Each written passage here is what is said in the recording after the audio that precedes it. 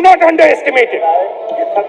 You have brought Pakistan and China together, and this is the single biggest crime that you could commit against the people of India.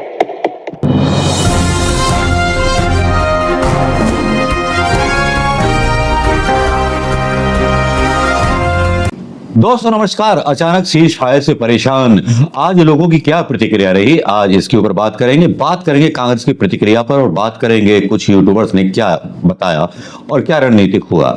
ऐसी कौन सी threat थी जिसकी वजह से cease fire का ऐलान प्रधानमंत्री मोदी को घुटनों पर झुक करके करना पड़ा या स्वीकार करना पड़ा। ऐसा क्या हुआ चीन के आने के बाद, ऐसा क्या हुआ चीन के समर्थन में आने के बाद कि भारत ने क्या सरेंडर कर दिया, या फिर अमेरिका ने पहले स्टेटमेंट क्यों दे दी? क्या शिमला समझौते का उल्लंघन हुआ? क्योंकि सिंधु समझौता तोड़ा गया तो शिमला समझौता भी तोड़ा गया। इसलिए तोड़ा गया क्योंकि ट्रंप ने सीधे सीधे मध्यस्थता की बात कर दी, और ट्रंप ने कश्मीर में भी जो है मध्यस्थता की बात कर दी है। अब आप सोचेंगे क्या बेसिर पैर की बातें कर रहे हैं, और भक्त भी बोलेंगे क्या बेसिर पैर की बातें लेके ये बुढ़ा जो है चला आता है रोजाना।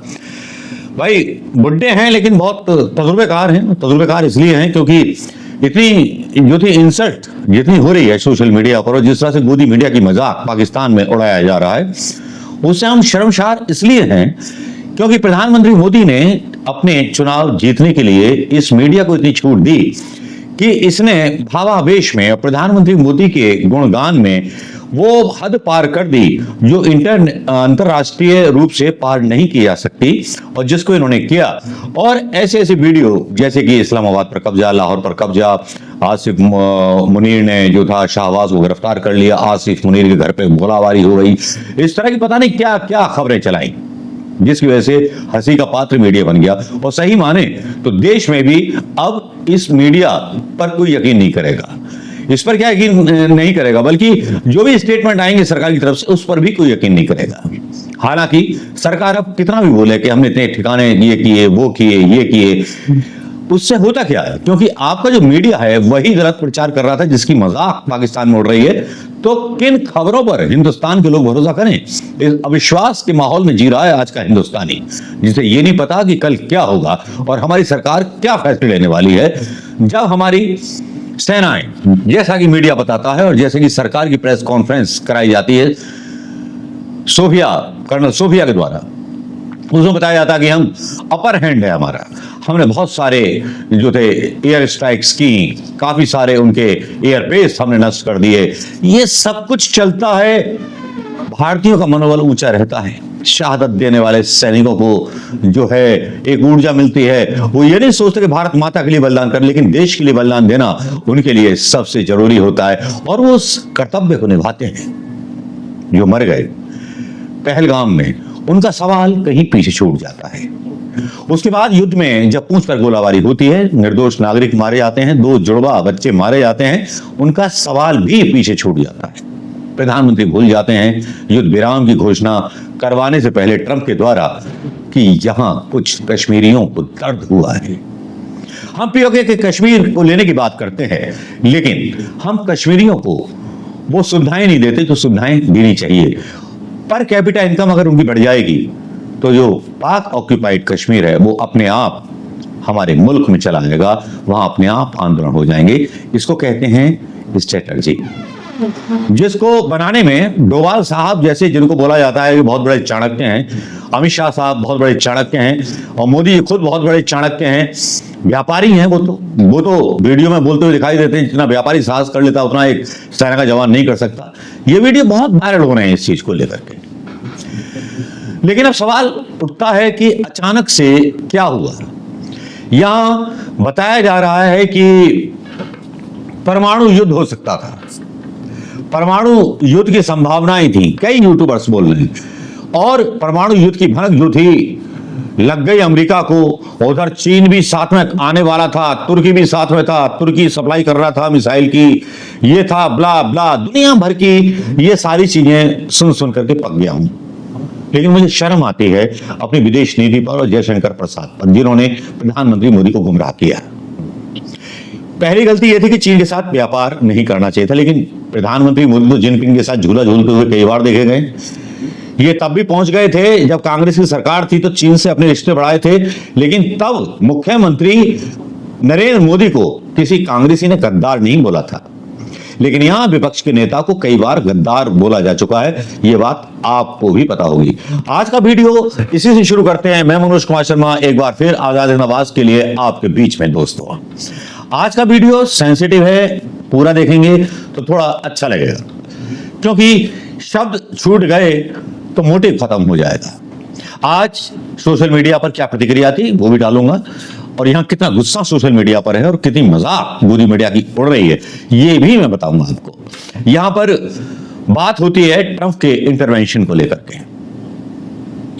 इंटरवेंशन करना चाहिए था, नहीं करना चाहिए था, उसके ऊपर भी बाद में डिस्कशन करेंगे, लेकिन सोशल मीडिया की पहले न्यूज है हम आपको बता देते हैं। ये क्या खबर है, आविश तिवारी साहब लिखते हैं, ये क्या खबर है कि भारत के या पाकिस्तान के किस डीजीएमओ ने फोन किया, वह इंपॉर्टेंट नहीं है, ना इसके बारे में कोई जानने को उत्सुक है। इंपॉर्टेंट यह है कि अमेरिका ने सीज फायर का ऐलान कैसे किया, क्या हमारी सरकार ने अमेरिका से हस्तक्षेप करने को कहा था, सऊदी अरब का विदेश मंत्री बिना किसी पूर्व सूचना के भारत क्यों आया, सीज फायर का ऐलान पहले डोनाल्ड ट्रंप करेंगे, यह कैसे तय हुआ। ये एक ज्वलंत सवाल है कि हमारे देश में अभी तक ऐसी कोई पॉलिसी नहीं थी। शिमला समझौते के अनुसार किसी तीसरे राष्ट्र को हम बीच में नहीं ला सकते थे, लेकिन हमारे साहब ने जो था जो किया वो किया। लेकिन एक गुस्सा लोगों में भरा हुआ है, गुस्सा भरा हुआ है, और साथ में लोग यूक्रेन के राष्ट्रपति जेलेंस्की को मोदी जी से ज्यादा साहसिक बता रहे हैं और बोल रहे हैं कि आज यूक्रेन जैसे छोटे देश के राष्ट्रपति व्लादिमीर जेलेंस्की की इज्जत में नजरों बढ़ गई। जब देश पर बात आई तो विश्व के सबसे ताकतवर इंसान से वो भिड़ गए। मोदी जी, आपके फैसले ने सिर्फ अकेला मेरा नहीं बल्कि 145 करोड़ भारतीयों का मनोबल गिराया है। ये लिखते हैं आशुतोष त्रिपाठी। हर किसी की भावनाओं को सम्मान देना सीखना चाहिए, जो भारतीय जनता पार्टी के नेताओं के पास है नहीं। वो अपनी डींगे हाँकने और फोटो खींच मेरी फोटो, खींच मेरी फोटो। आज भी योगी जी जो थे ब्रह्मोस के साथ फोटो खिंचाने में मस्त थे, खींच मेरी फोटो। और फोटो खींचने का तो मतलब इन्हें शौक है, सेल्फी लेने का शौक है, तो इनको तो इंस्टाग्राम पर मतलब इंस्टा वगैरह शुरू कर देना चाहिए। जेलेंस्की झुका नहीं था इनके सामने।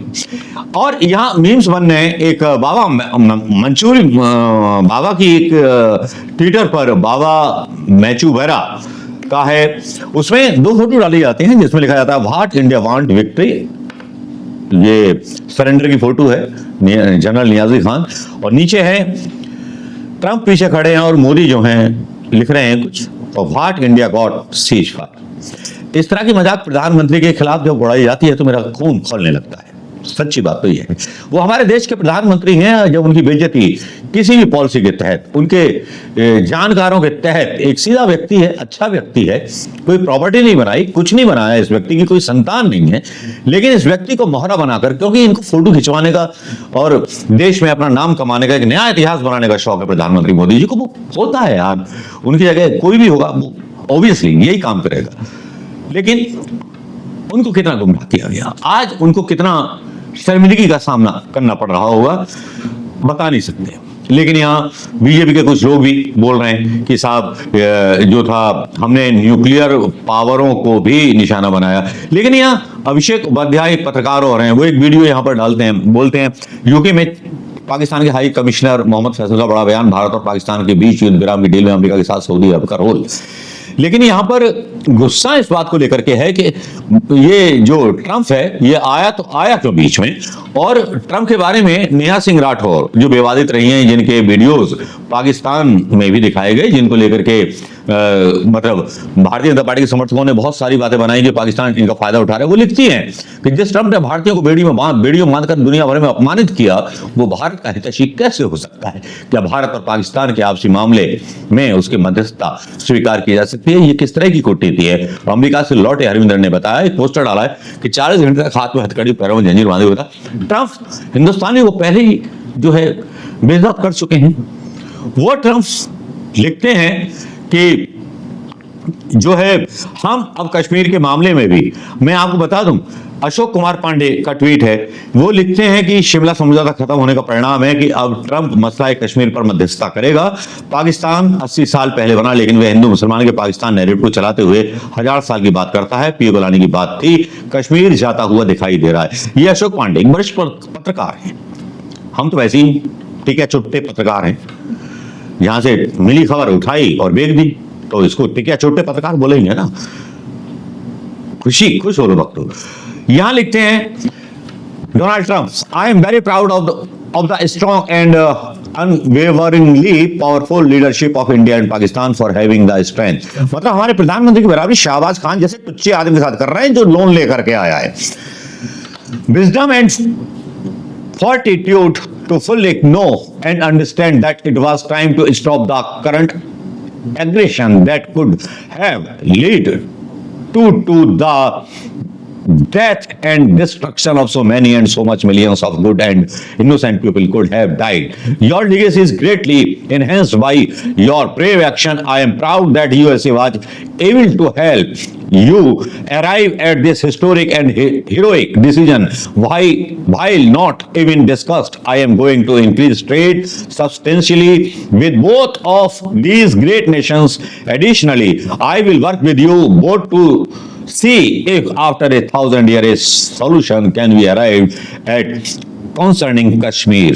दोहराता हूं, a solution can be arrived at concerning Kashmir. मां के बहन ट्रंप, तुझे किसने अधिकार दिया? तू कश्मीरी में बोलेगा, तेरी औकात है? अगर प्रधानमंत्री तुझे बोलने रहे ना, अभी वो बेचारा प्रधानमंत्री मोदी को कम मत समझिए, देशभक्त है, संघ का व्यक्ति है। आज दिल में उसके गुस्सा दबा है, आज किसी वजह से चुप हुआ है वो, लेकिन एक दिन जिस दिन फुंकार निकलेगी ना, तुम्हारी मां बहन एक कर देगा अमरीकी हो। और देखो अब वो चीन पर रोक देंगे ट्रेड। क्या रोक सकते हैं क्या वाकई प्रधानमंत्री मोदी चीन के साथ व्यापार रिश्ते? जिस चीन के साथ हमारे इतने सारे व्यापारिक संबंध हैं, जिस चीन पर केवल टिकटॉक पर जो है रोक लगाई जाती है, चीन के साथ रोक सकते हैं प्रधानमंत्री मोदी? चीन को जगह दे सकते हैं? और उस तुर्की का क्या, जब उसके भूकंप आया था तो सबसे पहले जहाज हमने भेजा था, याद है ना आपको? सहायता दी थी उसको, उस मुल्क को गले मिलकर के आए थे भाई प्रधानमंत्री मोदी जी। और प्रधानमंत्री मोदी जी का तो डंका इतने सारे देशों में बज रहा था, तो फिर पाकिस्तान को, जिसको आतंकवादी देश कहते हैं प्रधानमंत्री मोदी जी के समर्थक, उसको आईएमएफ ने लोन कैसे दे दिया? क्या हुआ ये? किसने धोखा दिया? उनके आसपास के लोगों ने, आसपास के लोग हैं। डोवाल का लड़का जो है पाकिस्तान के साथ जो है उद्योगपति के साथ बिजनेस करता है। इनके आसपास के लोग जो हैं उन्होंने ही प्रधानमंत्री मोदी को मजबूर किया, अदरवाइज सीज फायर होता नहीं। प्रधानमंत्री मोदी जी को भी पता था कि युद्ध छिड़ रहे तो परमाणु संपन्न शक्ति है पाकिस्तान, और आतंकवादियों पे हमने हमला किया था और पाकिस्तान ने वायोलेशन किया, हमारे सिविलियंस पे किया। तब क्या यूएनओ में जाकर के एनएसए डोवाल जाकर के वहां पर जाकर बोल नहीं सकते थे, या यूएनओ में बता नहीं सकते थे कि हमारे सिविलियंस को हानि की गई आतंकवादी हमले के करने के बाद? अमेरिका ने क्या किया था? लादेन को अंदर घुस के मारा था, उसके बाद अमेरिका पे किसी ने आक्रमण किया आतंकवादी ठिकाने पर? तो उसने भी हमले किए थे, इजराइल ने भी किए थे। जो इजराइल दोस्त है आपका प्रधानमंत्री मोदी जी, क्या वो खड़ा हुआ? सब तरफ सन्नाटा है, बस पाकिस्तान लाहौर पर कब्जा हो गया और मीडिया दिखा रहा है कि हमारी जीत है। और पाकिस्तान का प्रधानमंत्री, बेशर्म प्रधानमंत्री पाकिस्तान का, वो अपनी जीत का टंका इस्लामाबाद की सड़कों पर ढोल बजा करके निकाल रहा है, कह रहा है कि हमने हिंदुस्तानी हरा दिए। सारे एस्टेब्लिशमेंट और हमारी सेना के मनोबल को डाउन कर दिया आप लोगों ने, डोनाल्ड ट्रंप को बीच में ला करके। अरे मर जाते, अगर सेना के सैनिक शहीद हो सकते हैं तो हम हो जाते। कुछ लोग तो यहां तक बात कर रहे हैं कि आरएसएस के लोग बड़े बड़े शहरों में रहते हैं, बड़े बड़े पदों पर रहते हैं, शहर छोड़कर जब भाग गए थे उनको डर था कि एटॉमिक बम गिर सकता है। उनको पहले से बता दिया गया था कि एटॉमिक बम जो है कभी भी गिर सकता है पाकिस्तान। एटॉमिक बम से डर गए? क्या हमारे पास एटॉमिक बम नहीं था? क्या हम चूड़ी पहने बैठे थे, या पहले से पहल नहीं कर सकते थे? उनके सीधे पावर प्लांट थे, उन पर हमला नहीं कर सकते थे, या उन पर पहल नहीं कर सकते थे जब हमारे ऊपर वो हमला कर रहा था? कौन थे आपके मिलिट्री सलाहकार? वो एक मिस्री साहब थे, उनको भी आपके भक्तों ने बहुत सारी गालियां दी।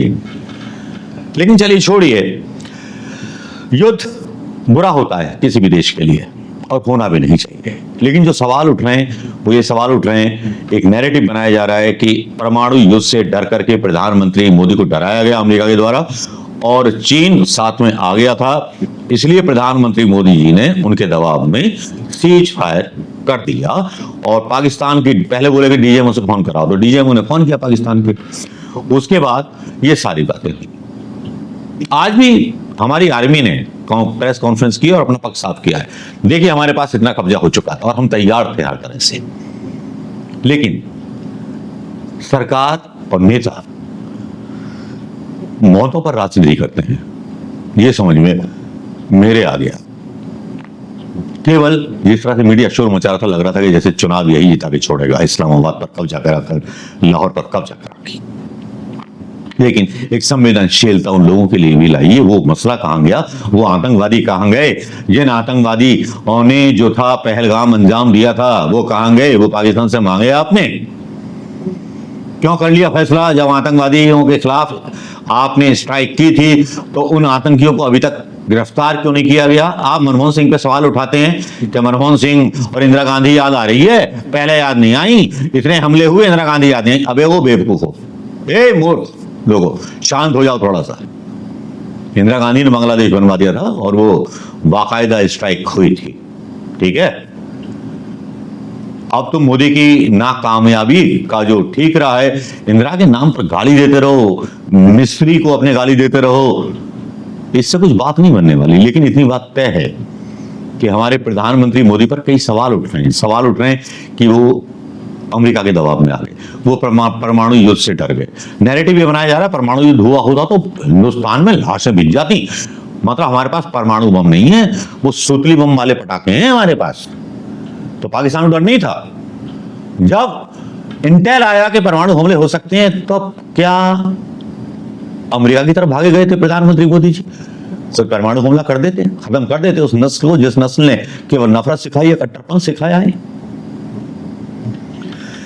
सियासत की बातें सियासत जाने, हमें तो दो रोटियों से लेना है, उन रोटियों पर भी टैक्स है मोदी सरकार का।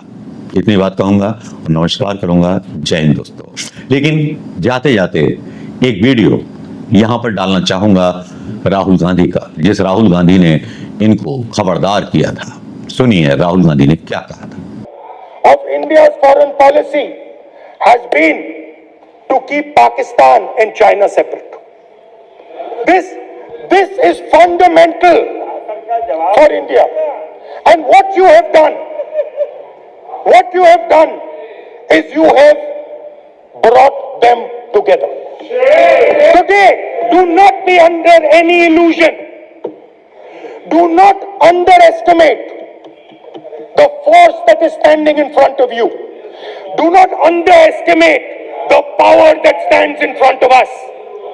Do not underestimate it. You have brought Pakistan and China together, and this is the single biggest crime that you could commit against the people of India.